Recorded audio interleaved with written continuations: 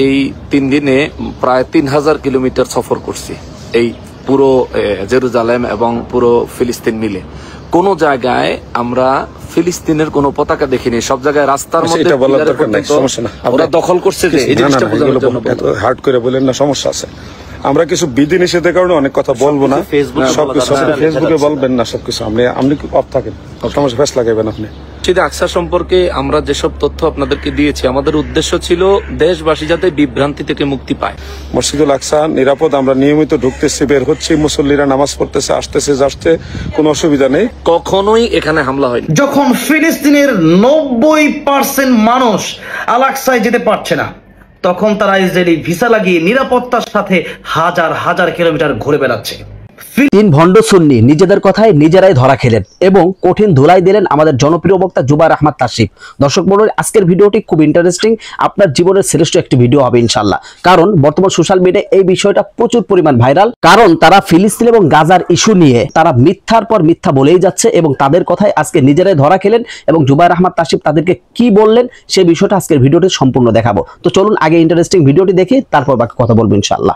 আসতেছে যাচ্ছে, কোনো অসুবিধা নেই, কখনোই এখানে হামলা হয়নি। যখন ফিলিস্তিনের 90% মানুষ আল আকসায় যেতে পারছে না, তখন তারা ইসরায়েলি ভিসা লাগিয়ে নিরাপত্তার সাথে হাজার হাজার কিলোমিটার ঘুরে বেড়াচ্ছে।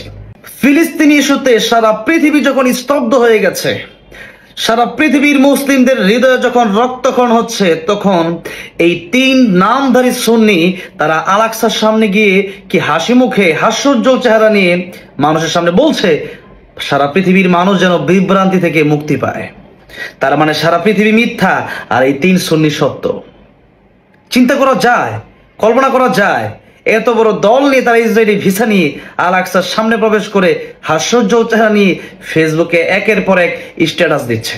বাংলাদেশ সহ সারা পৃথিবীর মুসলিম সহ সারা পৃথিবীর অন্য ধর্মের মানুষও যখন এই ফিলিস্তিনি মাজলুমদের পক্ষ নিচ্ছে, ইসরায়েলের বিরোধিতা করছে, বর্বর হামলার বিরুদ্ধে তীব্র আন্দোলন গড়ে তুলছে, তখন এই 3 নামধারী সুন্নি সেখানে গিয়ে বলছে ফিলিস্তিনের আল আকসা ভালো আছে, শত শত কিলোমিটার ভালো আছে, এখানে কোনো যুদ্ধের ছাপও নাই। কল্পনা করা যায় তাহলে তারা আমাদেরকে কি মেসেজ দিতে চায়?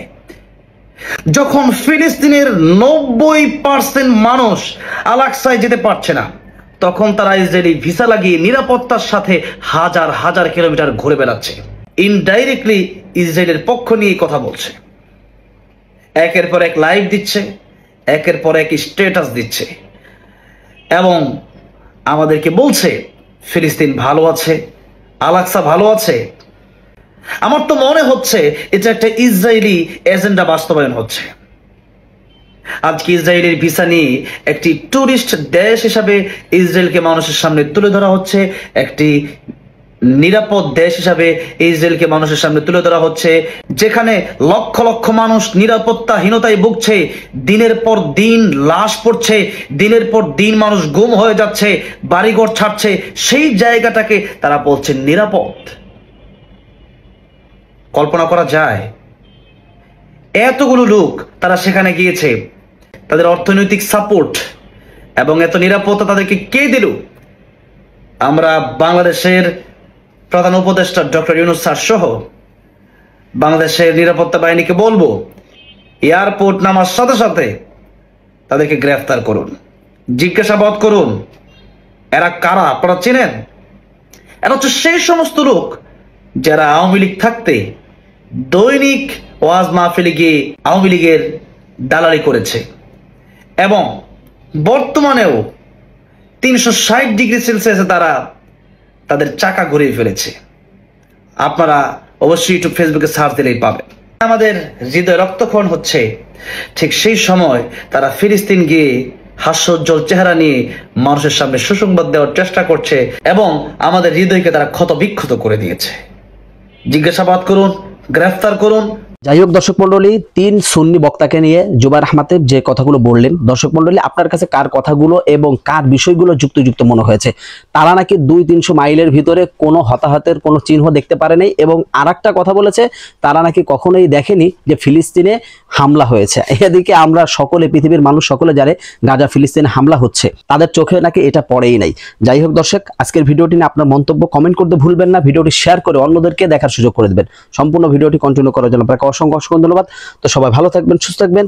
আসসালামু আলাইকুম ওয়া রাহমাতুল্লাহি ওয়া বারাকাতুহু।